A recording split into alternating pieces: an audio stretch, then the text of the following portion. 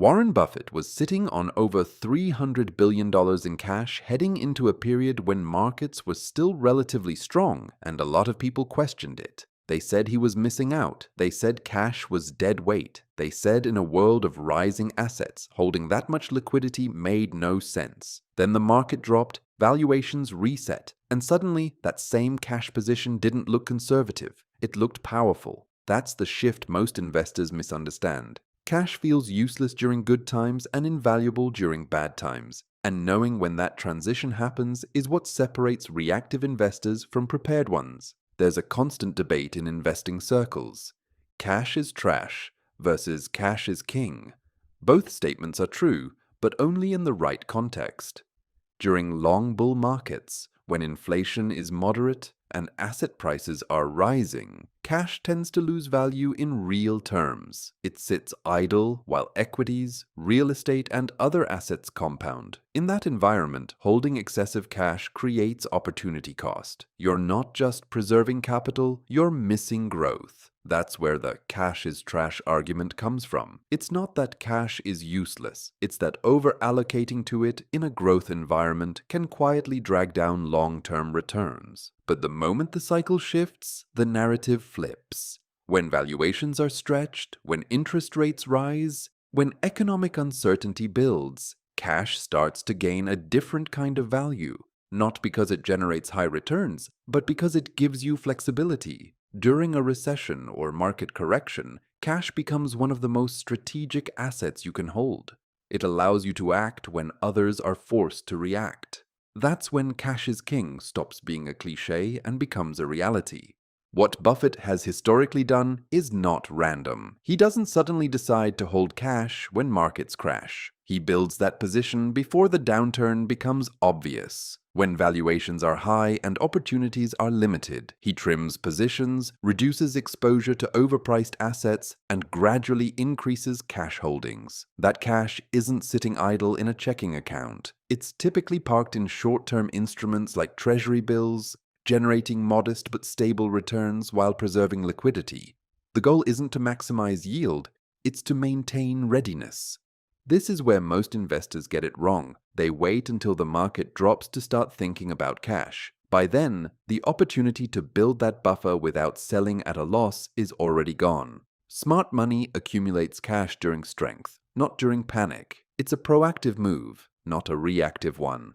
Cash gives you three core advantages during a recession. The first is the ability to buy quality assets at discounted prices. When markets fall 20 or 30%, strong companies don't suddenly become weak, but their prices reflect fear rather than fundamentals. If you have cash, you can take advantage of that gap. If you don't, you're forced to watch from the sidelines or sell something else at a loss to participate. The second advantage is protection. When you hold cash, you're not forced into bad decisions. You don't have to liquidate investments to cover expenses or take advantage of opportunities. This reduces the risk of locking in losses at the worst possible time. It gives you breathing room, and in volatile markets, breathing room is incredibly valuable. The third advantage is optionality. This is the most underrated benefit of cash. Optionality means having the freedom to make decisions without constraints. In uncertain environments, that flexibility becomes more valuable than returns. You can wait. You can observe. You can act when conditions align with your strategy, instead of reacting to pressure.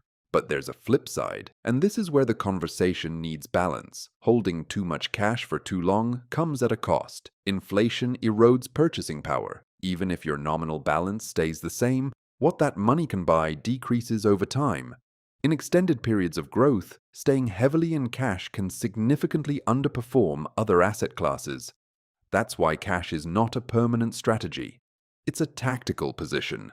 The key question is not whether to hold cash, but how much and for how long. A practical framework for many investors is maintaining a 10 to 20% cash allocation when recession risk feels elevated. This range provides enough liquidity to take advantage of opportunities without pulling too much capital out of long-term growth assets. It's a balance between readiness and participation. This allocation doesn't have to be static. It can adjust based on market conditions, personal risk tolerance, and investment goals. The important part is that it's intentional. You're not holding cash out of fear. You're holding it as part of a strategy. Where you keep that cash also matters.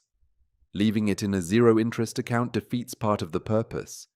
Instead, it can be parked in relatively safe, liquid instruments that generate some yield. Money market funds, short-term treasury bills, and high-yield savings accounts are common options.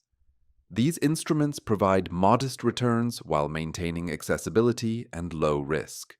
In many cases, they are also insured or backed by government securities, adding an extra layer of security. The goal here is not to chase yield, it's to preserve capital while keeping it ready for deployment. Liquidity is more important than return in this context. You want to be able to move quickly when opportunities arise. Another important aspect is knowing when to stop hoarding cash. This is where many investors struggle. They correctly build a cash position before or during a downturn, but then hesitate to deploy it when prices actually become attractive. Fear that was initially useful for preparation becomes a barrier to action. This is why having predefined rules is critical. For example, deciding in advance that you will start deploying cash when markets drop a certain percentage, or when specific assets reach valuation levels you've already identified as attractive. These rules remove hesitation and turn cash from a passive position into an active tool. Without that framework, it's easy to stay on the sidelines too long.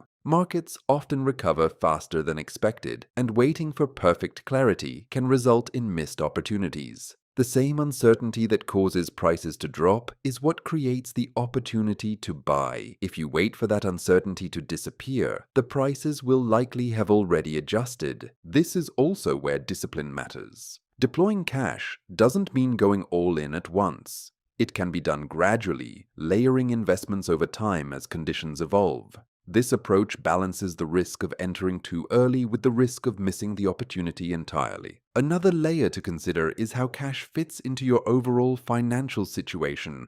Cash in an investment portfolio is one thing. Emergency savings is another. These should not be confused. Emergency funds are there to cover unexpected expenses and should remain separate from investment decisions. The cash allocation within your portfolio is strategic. It's there to create opportunity and flexibility. Understanding that distinction prevents you from double counting or misallocating resources. It ensures that your financial foundation remains stable while still allowing your investment strategy to function effectively. There's also a psychological benefit to holding cash that often gets overlooked.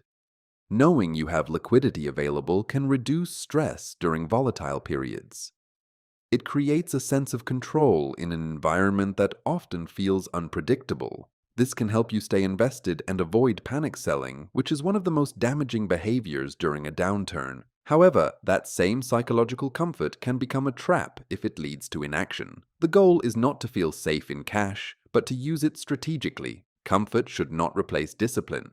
At a broader level, the role of cash is tied to how you view market cycles. If you believe markets move in predictable, upward trajectories, cash will always feel like a drag. But if you recognize that cycles include periods of excess, correction, and recovery, then cash becomes a tool for navigating those phases more effectively. Because in the end, cash is not about timing the market perfectly. It's about positioning yourself so that when the market presents opportunities, you have the ability to act without compromise. So the real question isn't whether cash is king or trash, it's when it becomes each. During periods of high growth and low uncertainty, it can feel like a burden. During periods of volatility and declining prices, it becomes one of the most valuable assets you can hold.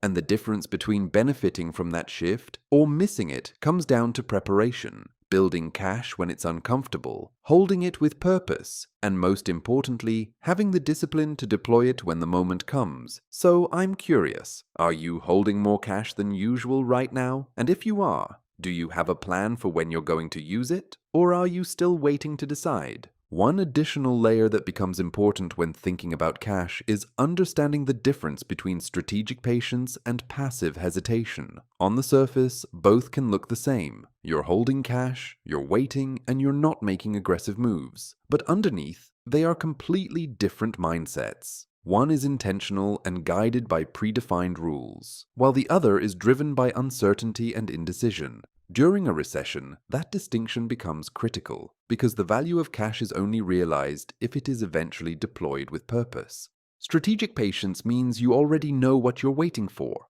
That could be a specific valuation level, a percentage drop in the broader market, or improvements in certain economic indicators. When those conditions are met, you act, not emotionally, but systematically. Passive hesitation, on the other hand, is waiting without clarity. It involves constant second-guessing and searching for more confirmation. It often leads to missed opportunities, because by the time everything feels safe again, the market has already moved. This is why experienced investors emphasize having a deployment plan for cash before the downturn even begins. It's not enough to accumulate liquidity. You need a roadmap for how that liquidity will be used. Otherwise, it becomes a psychological crutch rather than a strategic asset.